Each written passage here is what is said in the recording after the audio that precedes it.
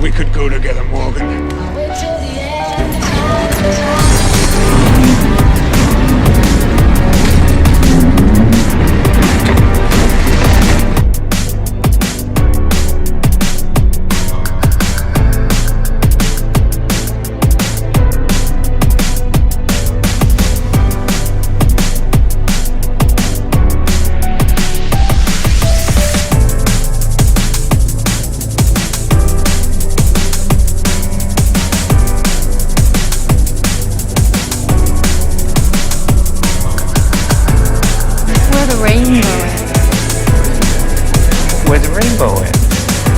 Don't you want to go where the rainbow ends?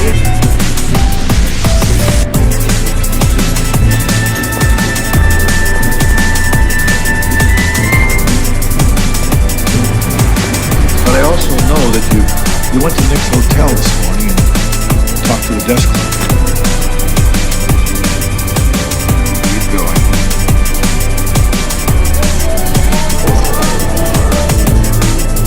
David degenerated in...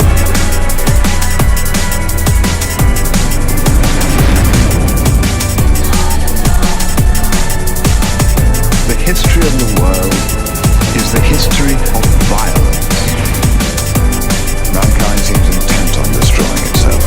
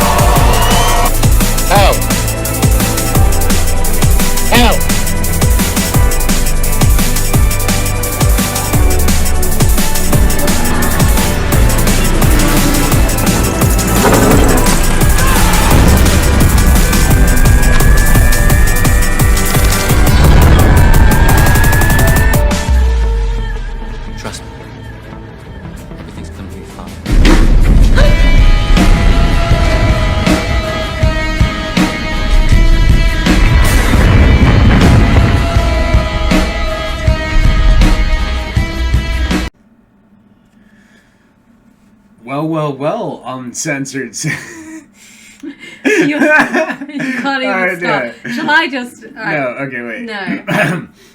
Well. What is our thing called again? Uncensored Cinefiles. Uncensored Cinefiles fans. Welcome to the Doctor's Sleep. Amateur. Absolutely amateur. Alright, we'll start again. Hold on. No, I think we should continue we're gonna with this. start again. I thought that No, we're going with it. Hold on. Okay. Alright, break. Okay.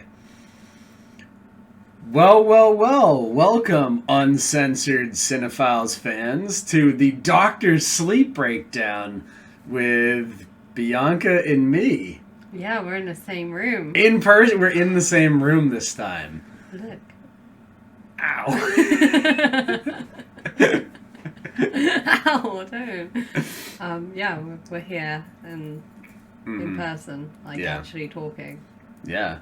No green screen for me. Yeah. I'm not in any bathrooms and I was. We kicked it off by watching the romantic comedy Dr. Sleep. Yeah, I was... Yeah, romantic comedy. Yeah, that's the one way of describing it. Is that what you took of it? No? What was your take of Dr. Sleep? Creepy-ass film. Creepy-ass film, right? Yeah, that's my actual take. So you were pretty creeped out by it. Why? What was the creepiest part of the movie to you? Oh, I probably think the stuff with the baseball kid. Baseball kid. Yeah, but people like will know what I'm talking about, won't they?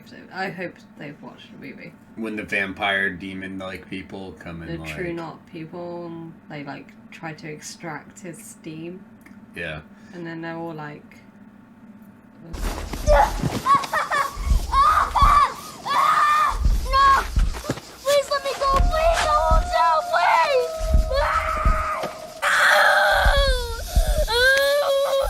Pain purifies steam.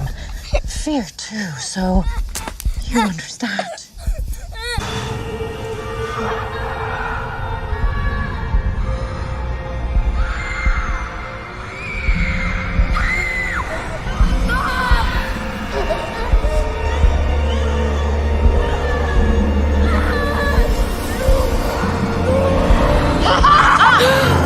Did they explain what the true knot was in the book since you read the book? It's the same as they say in the film. They're like an ancient group of people who are like nomads who have been around forever, and they just live for a very long time by taking the essence of special children, which they call steam, and they all have sort of strange abilities. So, like Snakebite Andy, she can sort of like hypnotize people, I guess, maybe like make them sleepy, and They call her a pusher, yeah, right? So she's able to like push people to do things that they wouldn't normally do. yeah. And then there's like Right. others that can locate people. I think that's what Crow Daddy is supposed to be, is like a locator, and not. Yeah, what was his special power, the crow guy? Well, he's supposed to be in a book. He was like locates people. Oh, that's what he did Yeah. in the book. Okay, yeah, because Well, they he didn't kinda really does. like expand upon that in the movie, right? No, they didn't really sort of So- like. That's the whole big thing in the book, is this like countdown where they're getting closer and closer to where Alba is, and there's like a race against time to sort of like Danny's got to go find the glove and bring it back to her, and it's like in the book it's a long more. It takes longer, and it's like very tense and well put together, and like, but I don't think you really got that in the film. No, But no, it was no. a really long film. Yeah. But we watched like the director's cut. Did we? It was I don't know. Yeah. Well, you were like, we're gonna watch the one that you purchased, which was I saw it as like 3 hours. I was like, Yeah, it was "Jeez." long. Yeah. It was very long. I didn't know it was a could watch different version than the original. The yeah. Shining like nearly twice in that span. Are you sure it's that one compared to The Shining? The Shining's like 2 hours, Really? or less than 2 hours, I think. Yeah. Well, there's so many like storylines in Doctor Sleep that all are like. Yeah. There's like a lot more people in it, like where There's The a- Shining's yeah, just it's like an isolated few, mostly Jack and Wendy and Danny. Whereas here you've got a whole. Well, although the So, I characters know that you- they do have, You do aren't like The utilised. Shining more than this movie, yes? Than Dr. Yes, Sleep? yeah. Yeah. But We both like. I think everyone likes The Shining more than Doctor Sleep. apart but from probably Stephen King. compared to most sequels that aren't made by like the same director, made much later, it's actually not that bad a movie. No, Like- it's quite good in a way that it doesn't like try to dismiss what happened in The Shining. It kind of tries to bring that in and have like, and I think it does work well to some extent, but then it becomes like a whole thing where it just feels cheap to me and Yeah. gimmicky. But I thought the start of the movie was a lot stronger than the ending. Like the Yeah. scenes with him and with Dan and Wendy after the Overlook, I really liked those scenes. Like I thought, you know, I kind of want more of them because I want to explore their trauma, especially her trauma. But I don't think we got a chance to. Did they explore more of that in the book with because they had more Yeah, space? Dan's sort of issues with alcohol are far more explained in the book, and Yeah. it gets quite dark in places. Like they sort of did it with the when he goes to steal the woman's money, the woman he picks up in the bar and the baby. But there's more of it. Like there's the baby's got been abused and stuff by not by the mom but by someone else, and he can see like bruises in the baby, and the baby's like trying to grab cocaine and eat it. And it's like a big thing is he's constantly like thinking about that baby and how the baby was saying like candy, like trying to grab for it. Yeah. And that's like a recurring thought that like Was worrying him about and that comes up in the book repeatedly. And then I don't know whether it really worked. I don't remember, but in the book the woman that Deanie or whatever her name is, she warns him about Rose the Hat. But I don't think that happened in the movie. She tells him to watch out for... Really? Yeah.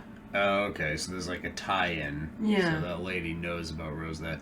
So Doctor Sleep's like really a dark movie because of the things it shows you about like the Knot, and you kind of accurately describe them already as like this group of sort of, they don't like...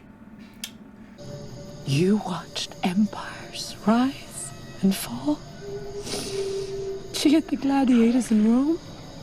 Sailed across oceans to new worlds.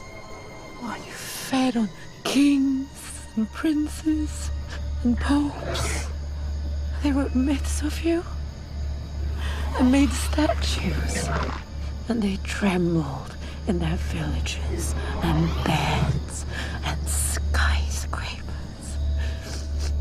It's not like they see themselves as like any one like nationality or anything, right? Yeah. They're kind of just like roaming like elites that are not worried about the police. The best way to describe them is like parasites.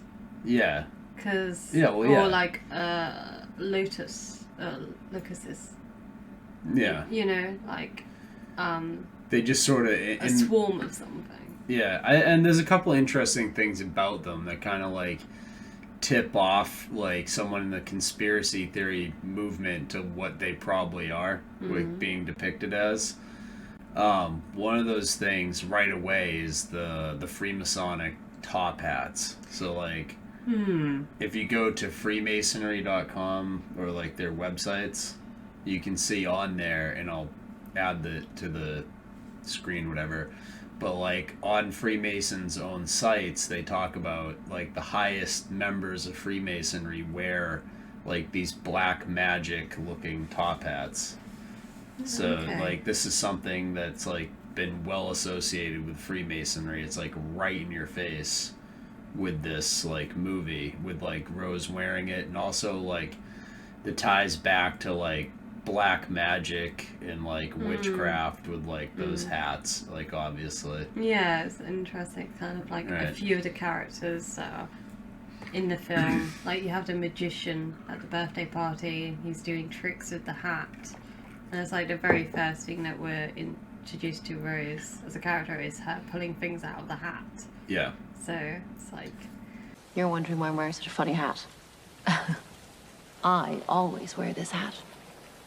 So much, it's a part of my name now. My friends, my very, very best friends, they just call me Rose the Hat. It looks like a magician's hat. It is. It's a magic hat. And there's like magic and witchcraft all kind of like sewn in right from the beginning. And then like interestingly, so like when you look at like what they do, so like it's kind of hard to explain, but like in the conspiracy world there are people that believe in what's called like adrenochrome. Okay, and what adrenochrome is, it's an actual drug that you can like look up online. But basically, like, the thing for me with it is I don't know if I believe in the conspiracy or not, because like you can go to a store and you can buy an EpiPen, which is for like people that have diabetes, I think. Yeah. And if you break open the EpiPen, inside there you can extract adrenochrome from EpiPens. Right. So like you can literally make adrenochrome in a lab.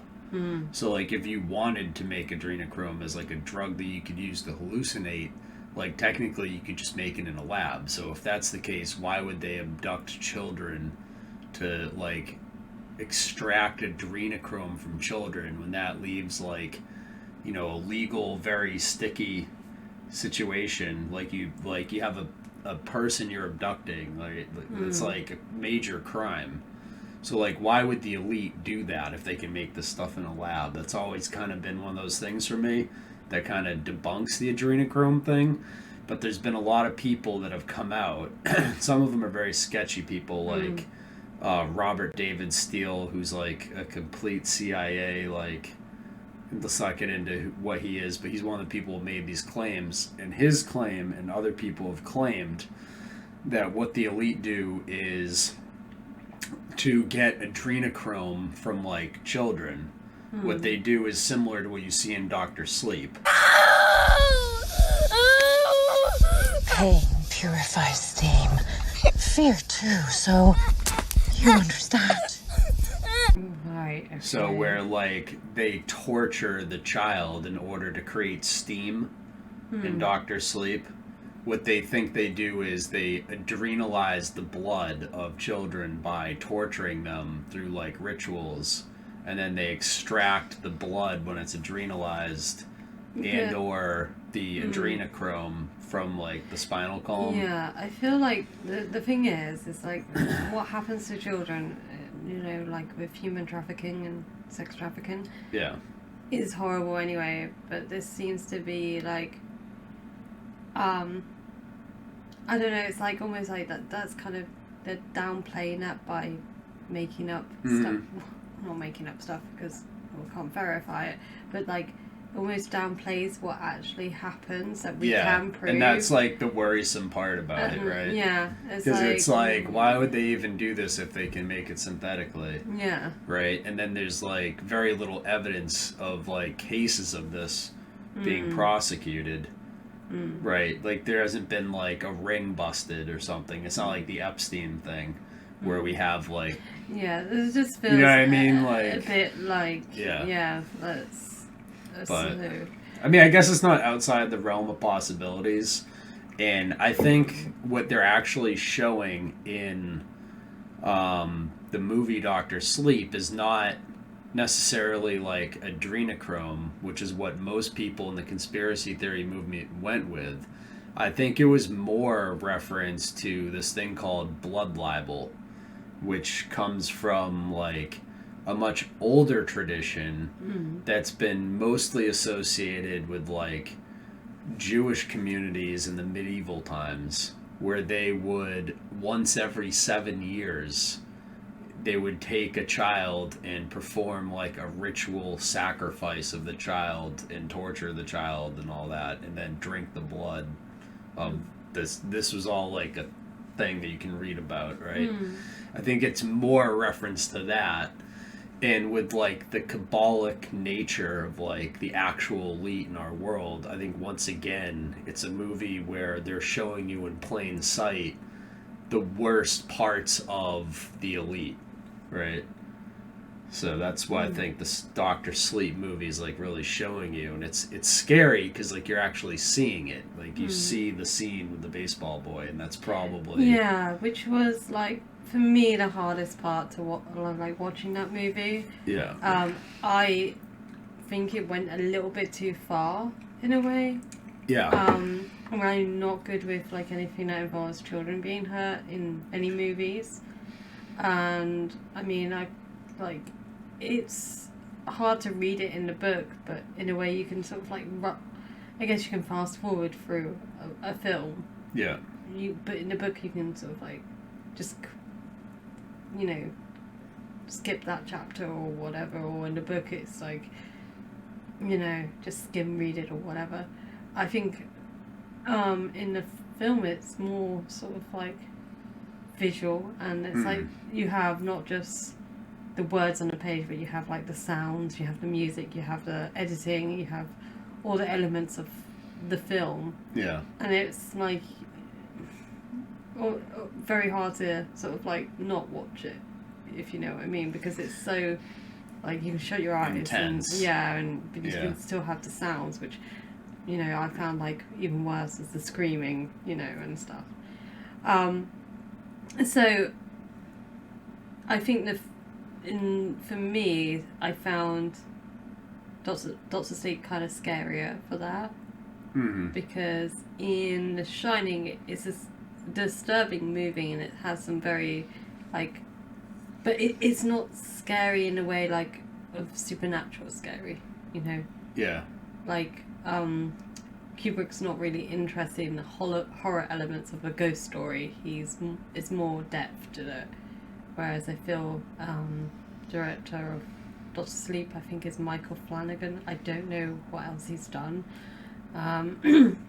He must have done other things, but I can't think of what else he's done.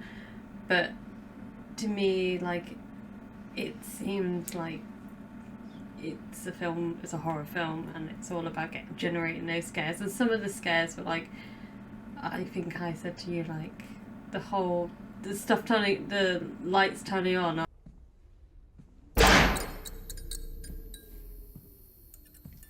I was like, that's not scary. To me, that's like a ghost turning on the lights for me. I'm like, thank you. I can see what's going on, you know. It's scarier to be in the dark. But it's like that, because it gets like... But it also felt like a bit of a video game, right? You know, like... I don't... A little bit, yeah. Because, well, I mean... for... like, a modern movie that's trying to...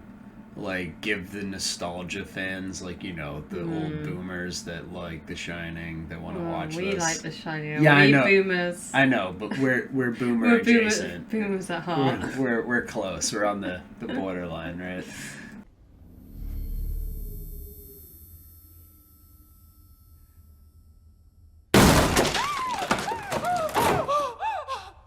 But like, for those old nostalgia fans and stuff like The Shining, they had to put a lot of like stuff into the film just to kind of like make those people happy that want to just like see a sequel to the, you know, like they're expecting in the sequel to Shining to see like the twins. Right, you know what I mean? Like, that's just like, they want to see like Room 237 again. Like, there has to be something in Room 237. But it kind of downplays like the actual monsters of the Overlook. Of Doctor Sleep, the actual monsters, which are the True Knot. Yeah. I feel it takes away them, who are more disturbing and frightening, because we do have groups of people that go. I mean, they're not like energy sucking vampires, but they're. Well, I mean, in the kind of like, I think, because like the ghosts of the Overlook in The Shining were kind of similar. They were like parasitic. They fed off like your weaknesses, right? And like they were representing of like the parasitic class, the like, you know, Prince Andrew type class that like sits over society. And now in this new one, like, the Knot is very much representative of, like, the new kind of, like, elite that are out there. Yeah, so, like, the Mark Zuckerberg type. Yeah, like, they're more... tech people. Yeah, they're, like, you could see them all at Burning Man. Yeah. But when they go, like, when Rose goes to Burning Man, she's not going in, like, what you and I would go to Burning Man in, which is, like, a rented cheap RV. She has, like, the $5 million RV with, like, custom tapestry and, like, all that stuff in her RV, you know? So she's more like when Jack Dorsey goes to Burning Man, right?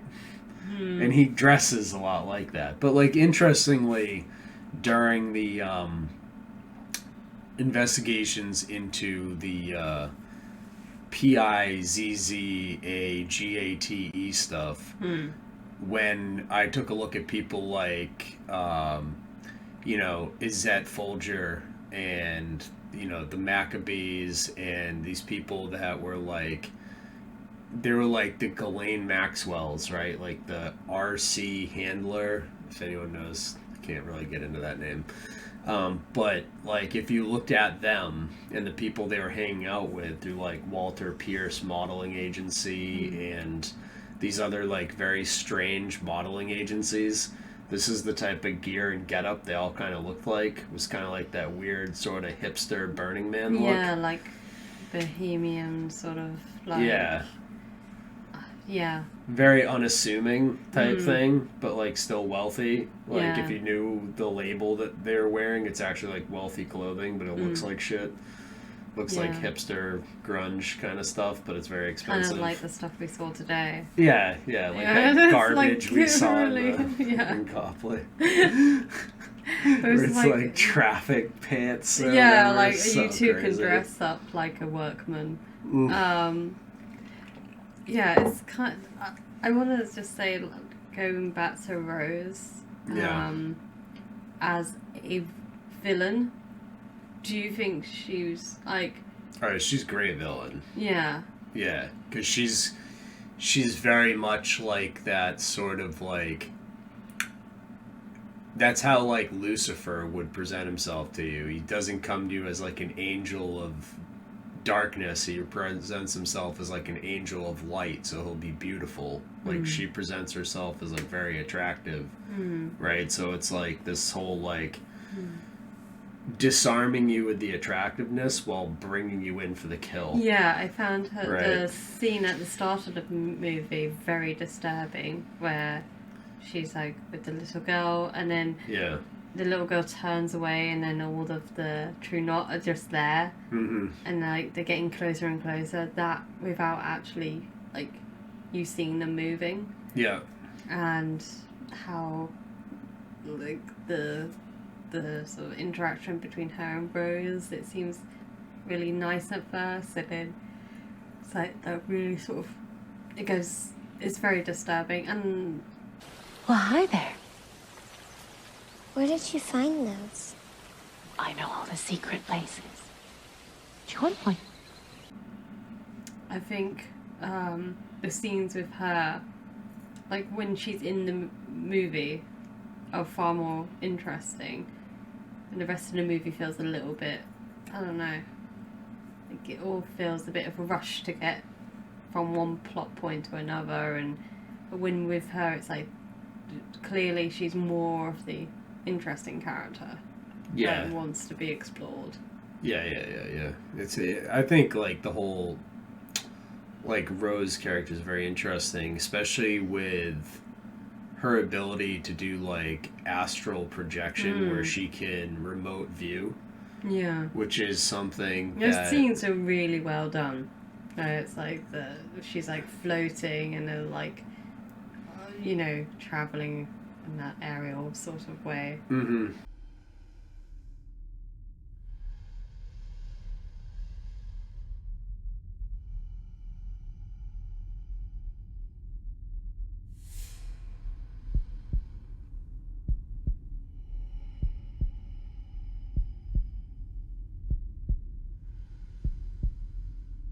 I thought those were like really, really like well done and like believable, right? Yeah. That felt really good. Like not felt good as in like it felt like seemed good in realistic, sort of like pulling you into the movie. You know, I really like that actress because she's also like in loads of other things. I don't know. Yeah, she's in Transcendence. Okay. And Dune. In Dune? Yeah. What is she in Dune? The mom. Oh, really? That's the same person? Yeah. She has this, like, weird ability to sort of, like, come into a character, like, blend into a character. I did not realize that. Okay. It was interesting as well. Did you sort of, like, notice with her, like, accent, Rose is supposed to be Irish. Yeah. And she was like hints of like an Irish accent that was coming through. I did notice that, yeah. But like, so I actually thought it was an Irish actress, that was trying to hide her accent. I think watching it was, the film, but it's a way like. But she was adding it. That's interesting. Yeah. To sort of like show her like roots, I guess, and like also sort of imply how old she is, because it's like her accent's almost disappeared. Okay. So when we covered The Shining, we noticed there was a lot of like symbolism in the background and stuff, right? Okay. Well, in this film, there's a lot in the background again that would reference like monarch mind control. I didn't really pick up on that. You didn't pick up on it? Okay, so in one of the scenes where he's in the bedroom of the little girl, behind Danny, on the wall is the butterfly, Right. right? And then in her bed, all of the like stuffed animals and other stuff she has are all like characters from Alice in Wonderland. Oh yes, I did notice a white rabbit. Yeah, all the little characters in her bed are from Alice in Wonderland. And there's like a unicorn on the wall as well, which goes back to another one of their common symbols they use to represent this stuff. This is the thing though, because these are common things that are like in every little girl's bedroom. Yeah. Like, is that just like us If it sort was of, like projecting onto it, or do you think it is meant to? No, I think it's definitely meant because like the little girl is clearly like having the abilities and stuff that like she's like special. She's not like, you know, she's like Danny in the first movie where he had these like unlocked abilities mostly through trauma, and you notice like her abilities are mostly unlocked through trauma as well. Like when she has like the traumatic experiences is when she starts gaining most of her new powers. Yeah, that's true. She starts sort of, like becoming more. And all around her, like her, even on like the kitchen, and the kitchen like has this weird, like kind of Baphomet looking character on the fridge, which is really strange. Like that's like weird artwork for a kid to bring back. I'm not sticking that on a fridge. That's like, oh, that's lovely, going in the bin, sort of. Yeah. So, I mean, I thought they did a really good job in this one of, like, going into more of, like, the psychic abilities that, like, you know, stuff that, like, Project Stargate and other things were looking into. And, like, there's been documented, like, because the Soviets were looking into that stuff. So, like, the American intelligence services started looking into, like, astral projection and, like, remote viewing and all these things. And these are, like, legit programs that were, like, actually proven to, like, exist in some cases. So, like, it's interesting it's in this film, which is a sequel to a film that everyone thought was full of symbolism about this stuff. And now this movie's just, like, straight confirming it. Yeah, You know what I mean? interesting. I mean, the only sort of things that I was noticing were like little, like the house that Alba lives in was not 1980. 198 was the house number, which is the original Shining. You know, was released in 1980. Yeah, but see, that's important because like these gematria things are big for them, right? Right. Yeah. So that's definitely like a legit reference, like because the house is the same year The Shining came out. Yeah. Yeah. Right. Right, and then there was like a street that was called Elm Street, which Nightmare on Elm Street, which, you know, is all about like things coming into dreams and stuff, and that Doctor Sleep sort of like whole thing about dreams being invaded, because that's kind of like what happens with the True Knot. They kind of have like, Rose has that sort of ability to invade dreams and steal memories and things. Yeah. So I wanted to talk to you about the characters, because I mentioned that some of the characters in the book aren't necessarily like they're in the film, but they're not really like in the film. Yeah. So there's a mention of Alba's grandmother. Okay. Who's like a kind of a big character in the book, but she's not really in the film at all. I think she's mentioned because she's like the mom has to go away to look after her. Okay. But she's like the one that sort of is trying to, I don't know, like encourage Alba's like abilities to shine in, or like, you know, trying not to dismiss it, but, you know, sort of like get the parents to accept it's part of who Alba is, and she's religious as well, and there's a whole thing about her dying and stuff, so that was like omitted from the movie, which is, I don't know why they would, I guess time and there's a lot of characters already, so Yeah. and then there's the gosh, I can't remember his character's name now, but there's the pediatrician, who's Alba's can't speak, her doctor, Yeah. who's like a big character in the book, and is the one that goes to help Danny and the other dude whose names I've forgotten.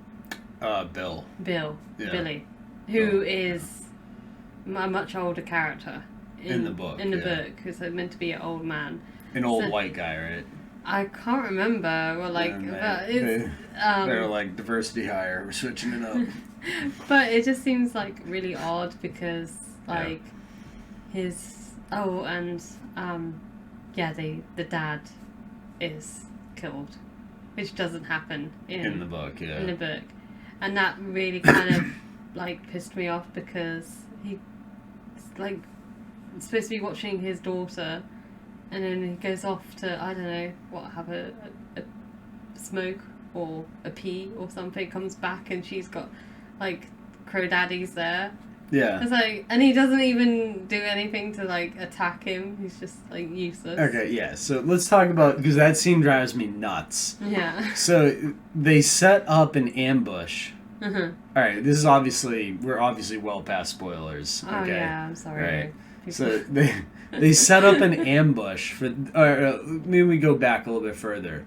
So the girl makes contact with Rose in the grocery store, right? And Rose sees her house, and she knows Rose sees her house, Yeah. right? And then the next night, Danny goes to the place where they killed the baseball boy. She's just home with no one guarding her. Yeah. At all. Well, with these people. Billy is meant to be guarding her. Yeah, but in the So, movie, there's no no one guard. one- She's just there alone. Yeah. And Billy and Danny are out digging up baseball mitts of some kid they already killed. Yeah. Which And then they go it's all useless the way. anyway because it doesn't do anything. And then somehow Danny and Billy then go all the way from the baseball field, all the way to her house, before the knot get there. Yeah. How does that work? You see what I'm saying? Yeah. Like, Yeah, there was. and then they get there and they're like, smart idea. Let's set up an ambush for the knot and leave the girl in the house where they know she's at. Yeah, and it's much better when they like do it in the book. It's more like elaborate sort of thing, and like the dad's with them as well, and like Yeah. it's like when they shoot them, it's like more of a. You see more of an impact. Like they don't mean to do it. It's like a big trauma sort of thing that happens, you know, and it's like a far better scene because Alma is left alone, but she's meant to be with her friend, and then decides to go home because she's thinks it would be better to go home. She thinks she's like tricked them enough, and then that's when she gets kidnapped with Billy. So it's like Billy gets kidnapped too. yeah, With her. Yeah. yeah, And that It's all just makes a- more sense. Like, that makes so much more sense than how they did it in the movie. I kind of just feel like maybe they shouldn't have done it as a movie, you know, and maybe done it like as a mini series. Because it's so long. And there's like so There's much so there much like left out, to. Yeah. and I feel like you just don't know Danny really as a character, like as an adult. I feel like You got to know him a lot better in the book, in The Shining, than the movie. In the movie, he's just kind of like an extra. You know, I mean, he's important because of, like, you know, the symbolism and everything, but, like, he's not, like, the main character of The Shining. no, Right? but like in Doctor Sleep, it's his novel. It's meant to be his story. Yeah. And I don't feel like, again, with the movie, I feel like it shifts the tension and focus to Albert. Mm-hmm. And I don't know, like, you just don't really feel very much for him. I feel like the scene that they were trying to get you to have like a emotional connection when he goes back to the Overlook and meets his dad, who's now the bartender. Yeah. I just felt that scene didn't really work for me because we hadn't seen them have a relationship in The Shining. Something warm to push away such unpleasantries. Don't you want to hear about it? She was your wife. I think you've mistaken me for someone else. Right? So it just, I don't know. I think the hardest part about that scene was like not having Jack Nicholson Yeah. in it, because you had to either do CGI or get someone that looked like him. So they went with the look-alike, but the whole time you're watching it, you're just like, that's not It's Jack like kind of Nicholson. uncanny A man tries.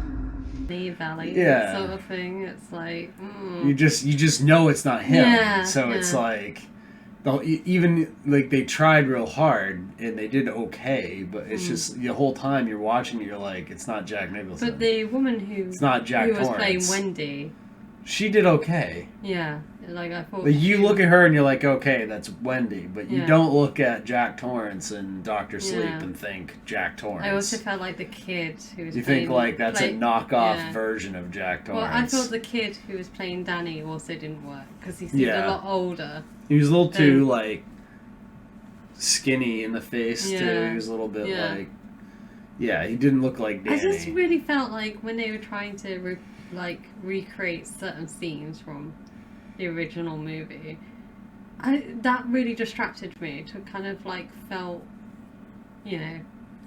Like, Yeah, they should why- have just used the original scenes. Well, maybe they couldn't. Probably not, but Yeah, I don't know. they should have Maybe just it's made okay. a deal. It might be a case that the Kubrick estate still. The Kubrick estate was like, "You're making what movie?" Doctor Sleep, and they're like, Stephen King wrote that after the movie came out, right? Yeah.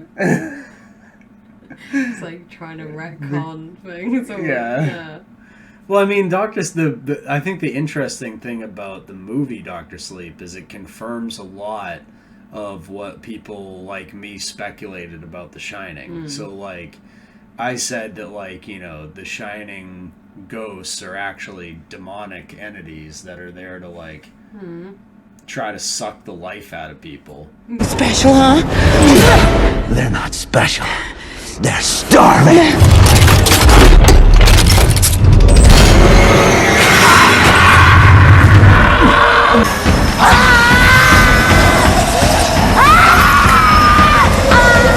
Yeah.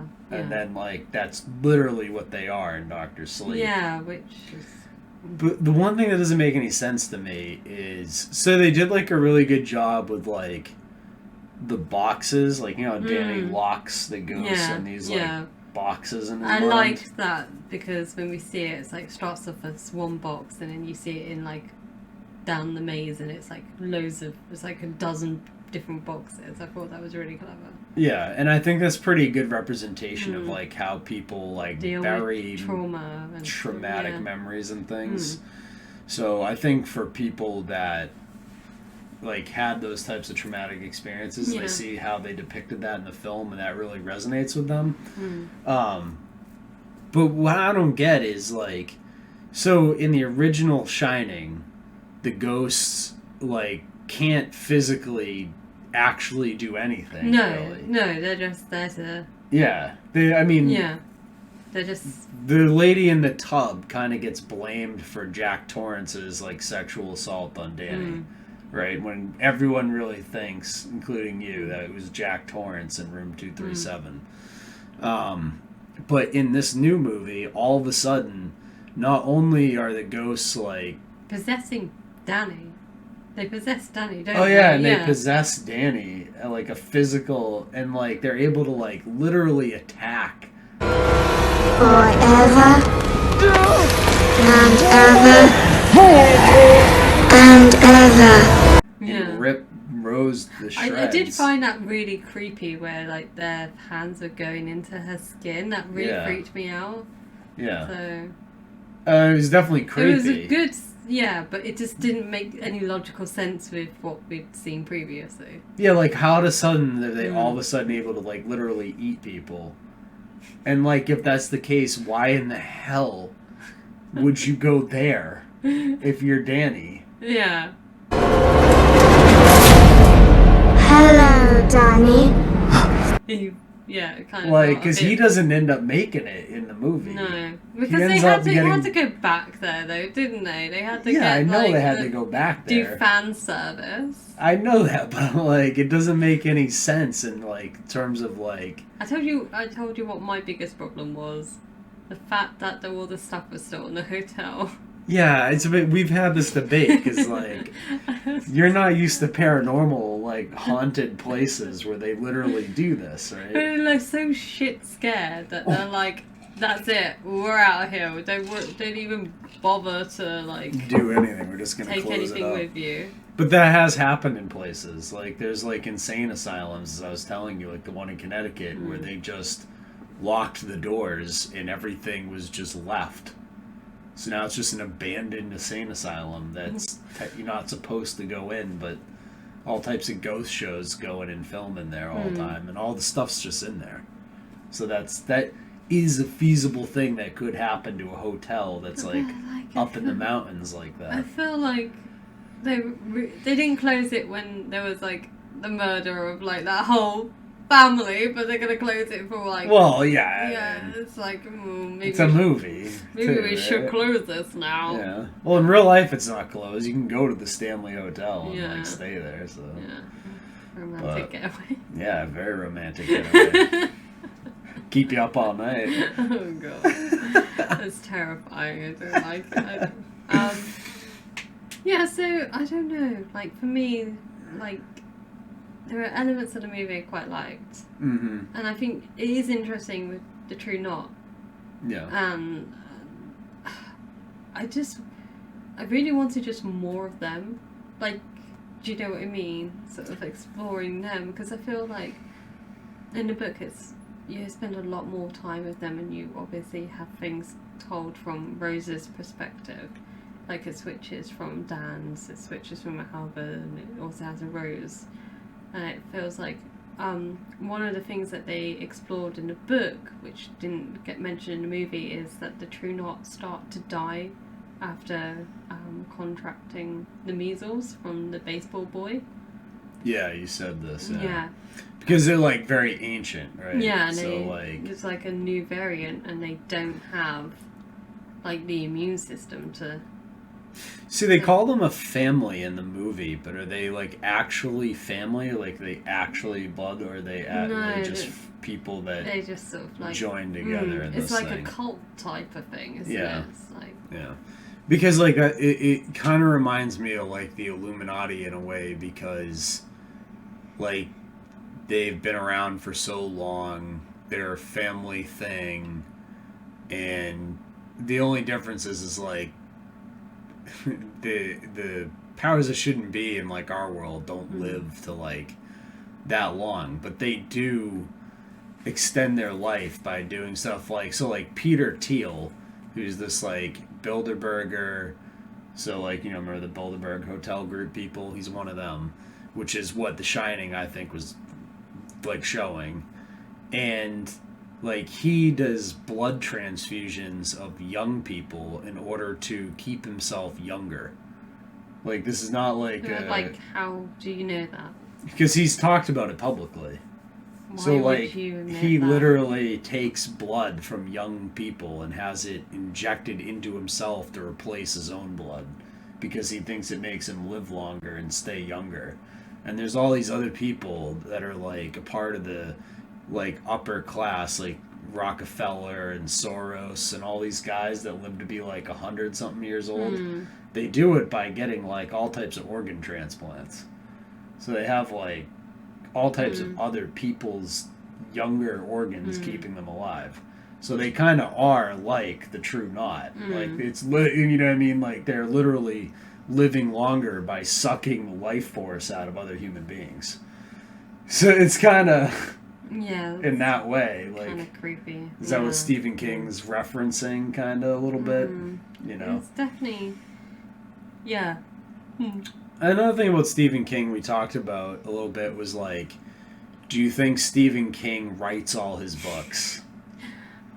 No, I don't think so at all. Because it's like, the amount of material that he's produced over the years, like, Yeah. you would be running out of ideas, wouldn't you? Really? Oh yeah. Yeah, like. There's no it's way like- he's written all these books. Some of them, and they don't. They don't even have the same writing style. Some of them. No, some of them are so different in terms of like, one's a mystery, one's a straight up horror. I mean, that's not, you know, I actually prefer his like more mystery crime based ones, not straight horror films, like straight horror novels. But I definitely feel like, I don't know, like with Stephen King, yeah, his like the not always consistent, you know. So one thing you said in the book, the Overlook Hotel, which obviously couldn't be in the book because in the Shining book it gets blown up, right? So there was no hotel in Doctor Sleep for them to go to at the end of the book, which at the end of the movie they go back to the Overlook and it ends with Danny blowing himself up, which makes no sense. Because I guess it was like, maybe... Brutus, stop that.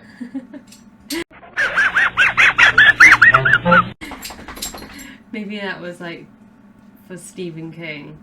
Like maybe he was like, yeah, you can make my, you know, you can have the rights to the book to make the film, but you have to make sure that the hotel actually gets blown up this time. Yeah, like the hotel's got to go up in flames, right?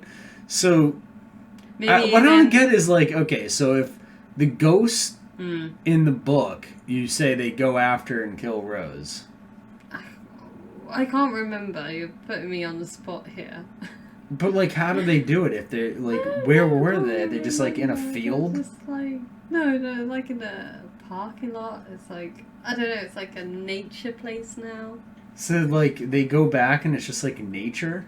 It's like a So like running around outside and Rose shows up and then like the ghosts eat her. I don't really remember. Now I can see why they ending it. changed it because this is like weird. I didn't. I'll have to reread it. I can't. I'm gonna write Stephen King a letter on Twitter. I'm just gonna go harass him on Twitter. Don't harass Stephen King. He's got enough on his plate. Were the bush animals back at least? No. No. No. They weren't there. No bush animals. It was No, just the thank ghosts running Thank around God. the wilderness Yeah. of where the Overlook was. Yeah. That makes no sense. Well, I didn't write it. You put me. You're trying to like accuse me of it. No, I'm not accusing you of nothing. I didn't write that. I would have written it completely differently. Oh. Well. Yeah. Yeah. We have other movies that we will write way better, like Booth Boys. Yeah. I don't want you to tell too much about that. Yeah, but That's no like our one's secret. gonna know what that is. They're gonna be like, what? Yeah. Yeah, One exactly. day. One day they'll know. They'll know. And they'll be like, oh yeah, I remember when they kind of mentioned that once. Just before, I wanted to talk about another Stephen King movie that we saw recently, Misery. Okay. Yeah. What about Misery? Well, you were really creeped out by that, and obviously James. Yeah, James it was a Caan very creepy movie. James Caan has recently passed away, so Yeah. I thought it might be like. You want to like throw a Misery thing like in there? Like bonus feature, Misery mini review. What do you want to talk about Misery? I just was watching Doctor Sleep, and I kept thinking I would prefer to be watching Misery again. Oh really? I like that movie a lot more. It's so creepy. It's so creepy. Good. It's like I don't ever want to watch that movie again. Again, a strong female character who happens to be. She hobbled the guy's villain. ankles. Yeah. They couldn't even escape. It was like torture. It was awful. It's great. And she's creepy, that lady. Yeah, it's She's totally creepy. It's a bit weird how Stephen King can like write female characters to be really creepy. Yeah. Like this villain, his female villains are really, I don't know. Yeah. Something going on there with Stephen King.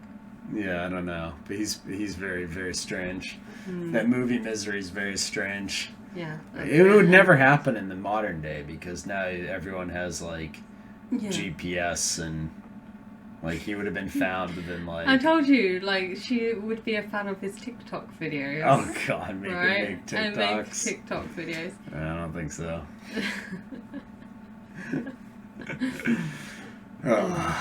Yeah. So, should we just mention how people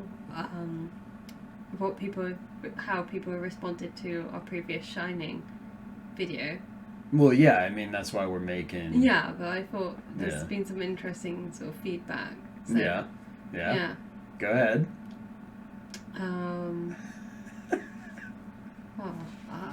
I just gonna say, like, people have, mentioned certain things.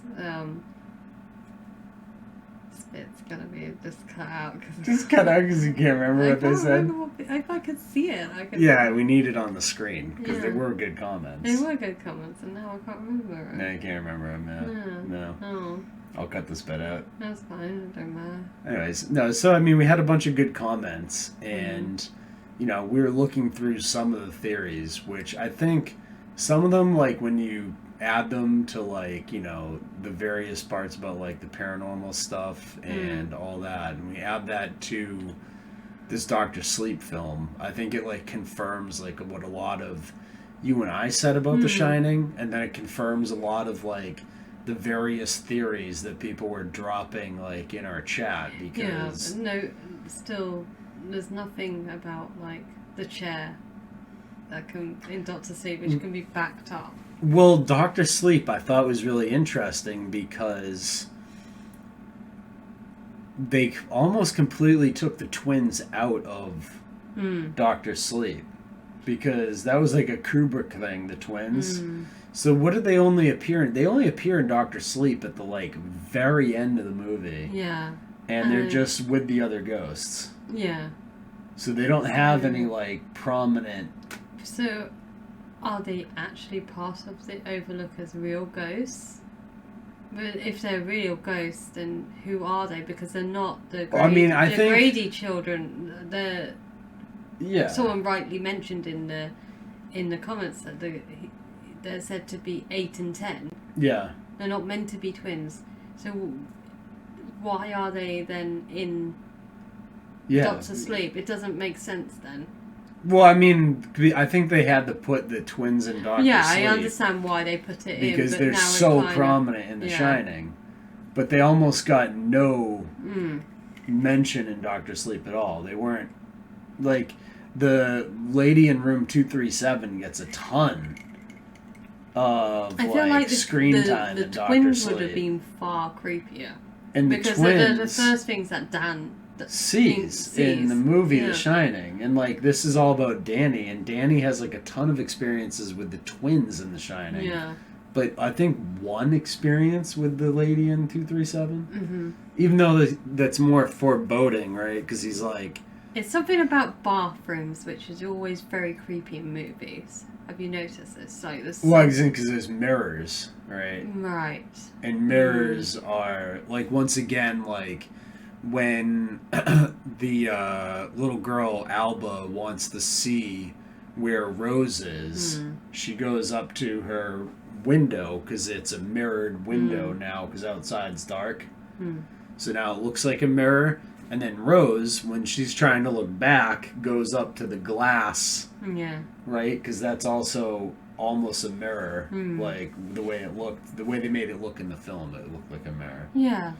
It's definitely like,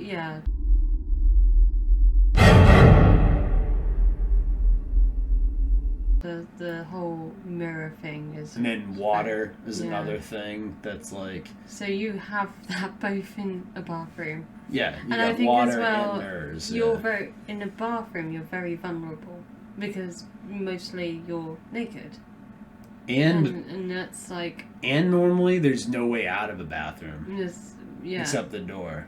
Yeah. So it's like a dead end, right? Like once you go in, you're stuck in there almost. Yeah, I just was like thinking about how many films that I've seen where like bad stuff has happened in bathrooms. You never go into a bathroom to just like have a good, good time. Good time. Yeah, generally it's not a good time It's to like go you in there. don't Especially go- if there's a camera following you. Yeah, It's never a good going time. in the shower. It's Yeah. like psycho sort of thing, isn't it? That's So, what else about there's so much about Dr. Sleep. I thought the scene where Snakebite tricked the pedo into the movie theater and then like bit his face. I thought that was actually kind of, you and know. she was carving. Yeah. Yeah. Yeah. I thought that was interesting. But the only problem I have is the times are all wrong in the movie. Which is... Yeah, that does seem to be. Yeah, let's mention that because I think I can explain. I think why they did this. So the stuff with Snakebite Andy that happens in the 80s. Yeah, in the book. In the book, and then the stuff with Dan when he goes to the I've forgotten what the town, but he's there for like 13 years. Yeah. All the time that Alba's grown up and they're like having like their sort of friendship through like little messages and the chalkboard, and then Alba is meant to be like a baby when 9/11 happens, and she like cries for ages before the incident happens, and they don't know why she's crying so much, and then once it happens she just goes completely quiet. And that's interesting because Coast to Coast AM, which does like kind of conspiracy stuff, they actually documented, like I heard it once, like one of their guests was talking about it, how a whole bunch of people that were sensitive prior to 9/11 had like premonitions of 9/11. Like a lot of sensitive people that could have foresight like actually did have this like experience. So maybe King, this was written after 9/11, right? Yeah. So he might have known about that and like incorporated it's something that he references quite a lot in his work. 9/11. Yeah, Yeah. because there's been other books that have spoken about it. I think if you ever read Cell, which they did. I've seen the movie. The movie is awful. It's utter garbage. Oh, yeah. The book is so good. Okay. The whole stuff that happens in the book, like they think it's a terrorist attack, and they're like, is it 9/11? Is it like that? When like all the stuff is happening with like the people being activated by the phones and going around killing each other and stuff. It's like so well done. Yeah, I'll have to go and watch that. But yeah, I mean, I get why King would sort of like reference all that sort of stuff because it's like a major part of modern history, and it is like blending reality and horror together, you know. But yeah, so I feel like all the timing being out in the movie was distracting for me because I feel like Snakebite Andy was meant to have more of an established role within True Knot because obviously it's been like 20 years or so. Yeah. Or 20, 30 years. So she's been with him for a while. And in the movie it was like 8 years. Just under 8 years, yeah. Yeah, So why did they do a cycle of every 7 years? Right? So like the Knot kills the Violet girl, and then 7 years later they kill the baseball boy. No, it's not the case because It's not? It says 1980 at the start of the movie, which is the Violet girl, and then the baseball boy is meant to be much sooner because Alba witnesses it when it's happening, which isn't. Yeah, but she's like little when it happens, right? No, don't think so. Or was it when she was older? I think it was when she was older, because yeah, it happens when she's older. Okay, so it's not a 7-year cycle. But then. in the book, though, it does. The boy does go like missing and it's been like a few years after he's gone missing that she finds out about him. She sees this picture in like one of those missing kids sort of thing, and like picks up on it, and then through just seeing his image is able to witness what happened. So she didn't see it live. No. In the book.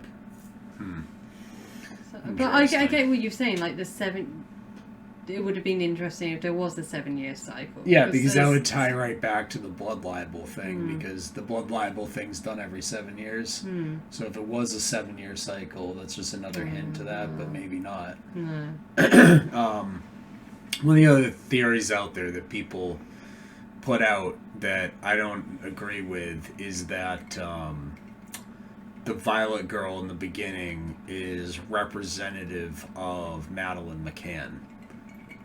Right. It doesn't even look like her at all. Doesn't look like her at all. It's nothing like what actually happened. Yeah, nothing about it similar to the story of McCann. And the one reason people say it's her is because the girl's name is, it's like Violet McGraw, right? It's just, and they're like, Violet is a flower, Madeleine's a flower, and then their surnames McCann and McGraw are like it similar. doesn't even make any But sense. it doesn't work. It's a just huge. Trying to force something. Yeah, it's like taking something and stretching it way. Yeah, well, there's been plenty of missing girls that are, Yeah. But I mean, technically, King did write the book well after the McCann thing. But she's McCann not even a was character like, in the book. Yeah, and this story, the Madeleine McCann thing, was big in Europe and in England. It's a big story. It wasn't a big, as far as I remember, it was never really huge in the U.S. No, I don't think it would be. Which is where King lives, right? Yeah, so I think that's a real stretch to try and. I think I just wanted to kind of like debunk it just by saying like it doesn't. I don't agree with this as someone who's looked into this. Yeah, I don't agree with that theory. No, that's what other theories were there? That's a terribly garbage theory. So whoever came up with that, terrible. All of the like moon landing stuff, there was literally zero references to any sort of like moon landing anything in Dr. Sleep. Yeah. So once again, I think like the moon landing thing from people think about with The Shining is I think the references to like NASA and all that stuff in The Shining are to like the fascist Nazi like Operation Paperclip infiltration of the US, which is why you have like the Nazi typewriter and stuff like that. That's what I think he's referencing with that. Is like, look, NASA was infiltrated by Nazis. That's what I think he's trying to show. And there's like none of that in Dr. Sleep. No. Like they don't show any of it just wouldn't work that. Anyway. You wouldn't be able to sort of like but they didn't even try to add the symbolism. She even puts her hand on like the German typewriter, but there's like no. Yeah. It doesn't have like any symbolic meaning. No. It's just there. You know. Yeah. I don't know. Maybe I'm missing it or something. But I didn't pick up on it. Yeah. I didn't see anything in Dr. Sleep that kind of referenced that stuff. It was much more like tame on like the symbolism and. Yeah. Well. Right. I feel like it had. I don't know.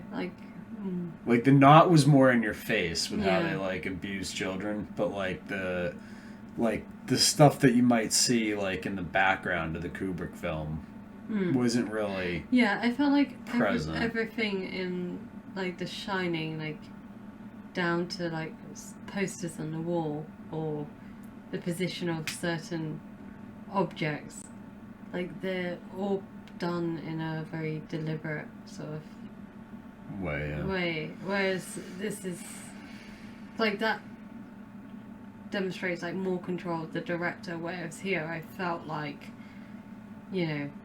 it's more of a film made by a group of people, which film is that anyway, but what I mean is like Kubrick had the final word, whereas not sure whether the director of Doctor Sleep wouldn't necessarily have the final word, or whether it be like the studio would have the final word.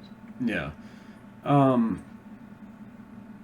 The other really weird thing about it, now I'm thinking about it, is remember the scene with Danny and he goes into like the psychiatrist guy's office, and it's like the exact same office as Ullman.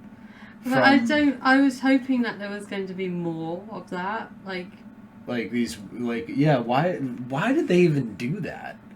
Well, yeah. Like, why and then he never comes back into the movie, which is really frustrating because that is like a major character in the book. It's like, and they stick him in Ullman's office in the beginning, and he's literally giving Danny a job offer. Yeah. Just the same way that Ullman gave.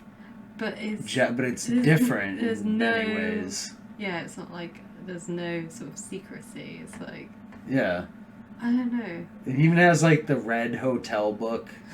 Yeah. On his desk and everything. It's got the American flag. Yeah, it just felt really like... why did they... I just don't understand. Why did they put him in Ullman's office? It's like, oh, we're being clever, you know. Is that all it was? That's what it felt to me. It's like, we can recreate it as much, you know. Oh, remember it looked like this in the original movie? It's like... Yeah, but it's almost like they wanted you to get... Yeah. It's distracting. That's what You think they were just doing it for nostalgia? Like... Yeah, clearly. Like, here's Ullman's office. Yeah. Here's a job offer, like, to start the movie out, like, kind of... Yeah. I don't know, yeah, it was weird, yeah. Just odd. It just didn't. And then they tried to incorporate like the scenes where like when they're going to the hotel and like you have like the demon sort of floating over the car as it's going to the overlook scene, right? Yeah, the aerial sort of like the aerials, yeah. But they didn't have the music. No. But they tried to add like some similar music.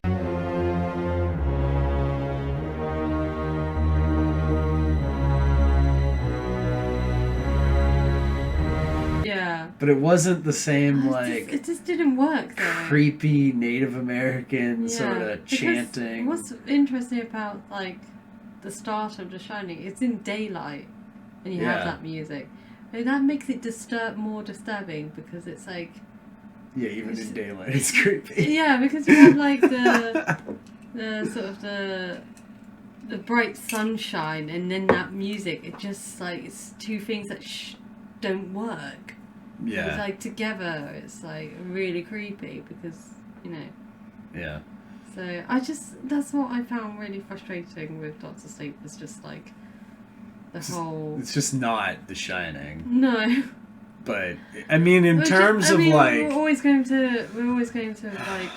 Yeah, but I mean, compare Doctor Sleep to like most horror films made like today. Did you see the new Candyman film? No. Okay. Like awful. it's like it's not even like a good Candyman film. Like it's just terrible. Yeah, but. Yeah, you know what I mean? So, like, compared to, like, anything else that's come out recently, Doctor Sleep is, like, way better than 99% of the garbage Hollywood's making right now. Yeah, but... Right. It just kind of proves to you that, like, that we'll never have a filmmaker like Stanley Kubrick again. Well, no, yeah, definitely not. That's kind of... You know. Maybe not, like, that... I don't know, like... We ever gonna get those types of classic movies again? I don't know. Maybe not. Maybe not. I feel. But maybe we will. Who knows? Maybe. Yeah. This wasn't it though. No. But it was a good movie. Yeah, it's fine. It's okay, but it's the homosexual couple Siskel and Ebert would have given it 2 thumbs up.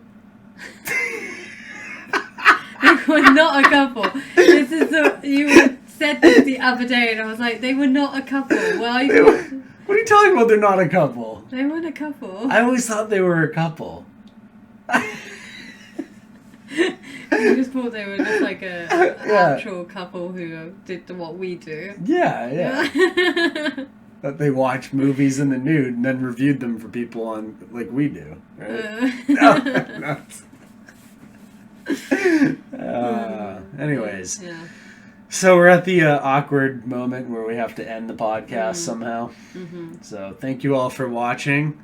Let us know what you thought down in the comments. Let us know what stuff we missed, I guess. Yeah. I'm sure we missed a lot with this one. Cause, I mean, it's the first time me watching it, really. So I would be interested to rewatch it. I would go back and reread the book as well. Yeah, I'm going to read the book probably. So. Yeah.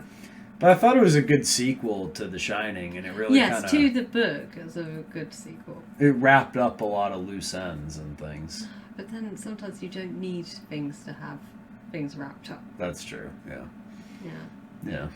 So what would you should we return to The Shining after this? Yeah, I guess let us know what movie you guys want us to review next in the comment section. Or we can just pick whatever movie we want to review next. Yeah. Or we can go back and do a part 2 of The Shining, if you guys want that. Now that we've seen Dr. Sleep, and we could do like, maybe like talk about like The Ninth Gate, The Shining, Eyes Wide Shut, and this all in like one it might podcast. Be worth maybe watching Clockwork Orange. First. That ties into it as well. Yeah. Like, it's all very interesting how a lot of the movies are all sort of like... Yeah, maybe we do Clockwork Orange next. That could be a pretty interesting one to review. Yeah. That definitely ties in with like the mind control theme. Yeah. All right. So, anyways, thank you all for watching. Thank you. We'll be back soon. Remember to like, subscribe, and... comment. Share. Oh, well, that's 2. Nah, just do all of it. And subscribe twice. Like, go log off, log into your backup account, and subscribe again. And then log off, create another account, subscribe. We got to get the numbers up somehow. We're growing steadily. It's very good. I'm very happy with how it's going. So that's nice. Yeah. Well, thank you, everybody. We'll be back soon. Bye. Bye-bye.